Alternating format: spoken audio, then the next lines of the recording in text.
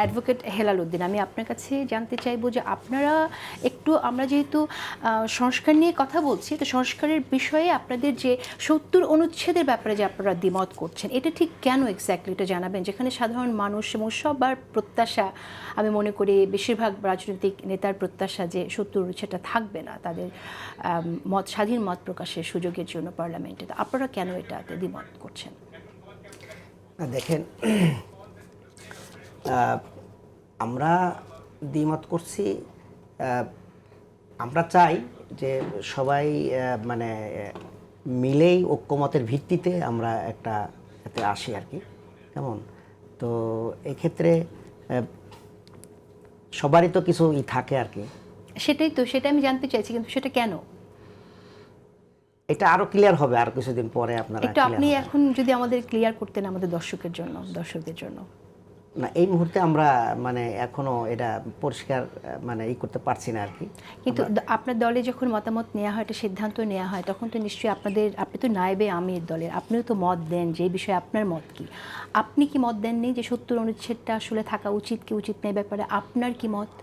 না, এখানে আমাদের দলীয় সিদ্ধান্ত যেটা হয় সেটার ব্যাপারে সবাই মিলেই যেটা ডিসাইড করে ওইটাই সবার মত। আমার পার্সোনাল মতের এখানে বিষয় না, এটা সবার মধ্যে তো আপনিও আছেন। না, ঠিক আছে, আমরা তখন একটা পরামর্শের ভিত্তিতে যেটা সিদ্ধান্ত হয়ে যায় সে ব্যাপারে আর পার্সোনাল কোনো মত থাকে না। না, পার্সোনাল মতের কথা বলতে, কিন্তু আপনার যে মতটা আপনি দিয়েছিলেন, আপনি কি মত দিয়েছিলেন এবং কেন দিয়েছিলেন আপনি যদি সেটাই বলেন আমাকে।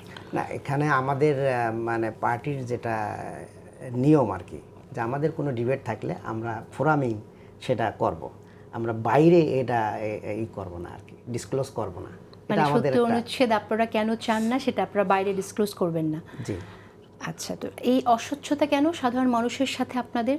কারণ আপনারা তো চাইবেন জনসম্পৃক্ত আরও হয়ে আরও জনগণকে কাছে টানতে, যাতে স্পষ্ট সব আপনারা থাকেন সব বিষয়ে, সাধারণ মানুষ যেন আপনাদের সম্পর্কে জানে। বলছি তাহলে এই অস্পষ্টতা কেন থাকবে?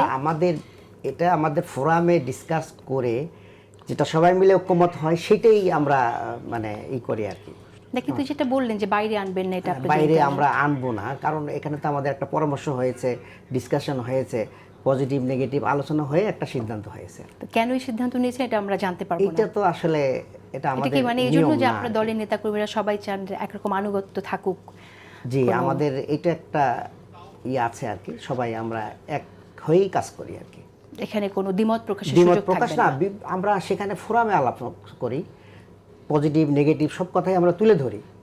ধরার পরে যদি সবাই মিলে যেটা বেশি মত দেয় যেদিকে সেদিকেই আমরা। না, কিন্তু পার্লামেন্টে একটা নীতি প্রণয়ন হচ্ছে, আপনি সাথে একমত না, তখন আপনার সেই মতটা প্রকাশের স্বাধীনতা আপনার তো থাকছে না। স্বাধীনতা আছে আমাদের, স্বাধীনতা, সেখানে স্বাধীনভাবে আমরা কথা বলতে পারি, বাট সেটা আমরা পাবলিকলি এটা আমরা বলি না।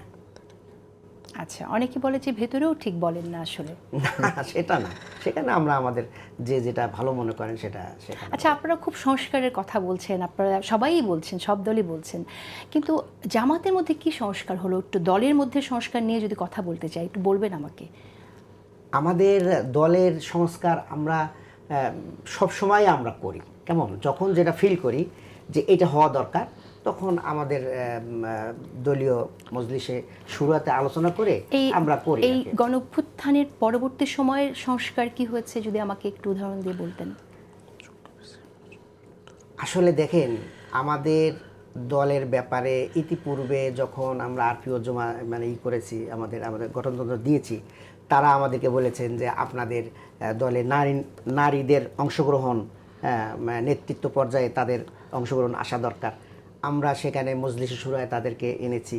এরপরে বলেছেন যে আরও পরিমাণ বাড়ানো দরকার, আমরা সেখানে তাদের আরও বাড়িয়েছি।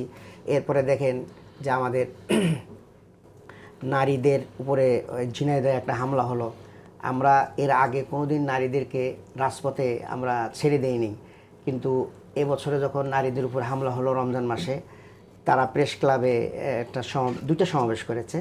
হ্যাঁ, একটা জামাতের ব্যানারে করেছে আর একটা নারী ফোরামের ব্যানারে করেছে, কেমন। এভাবে যখন যে কাজটা সামনে এসেছে আমরা সেটাকে আচ্ছা, তাহলে একটা প্রশ্ন করি, খুব ভালো কথা আপনারা যে নারীদেরকে সম্পৃক্ত করছেন রাজনীতিতে, কিন্তু নারীদের সংসদের আসন বাড়ানোর ক্ষেত্রে যে 100 আসনের প্রস্তাব দেওয়া হয়েছে, আপনারা তাহলে কেন বললেন 10টা 20টাই যথেষ্ট?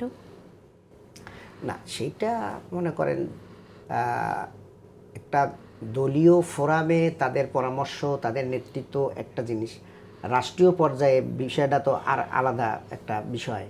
তো সব মিলে আমরা রাষ্ট্রীয় পর্যায়ে দরকার নেই নারীদের এত? রাষ্ট্রীয় পর্যায়ে দরকার নাই সেটা না, আমরা তো বলছি যে আমাদের পক্ষ থেকে বলছি এই পরিমাণ এটা থাকা দরকার, সেটা তো আমরা বলছেন, দরকার নাই সেটা না, যে নাই দিতেই হবে না নারীদের, সেটা তো বলিনি আমরা।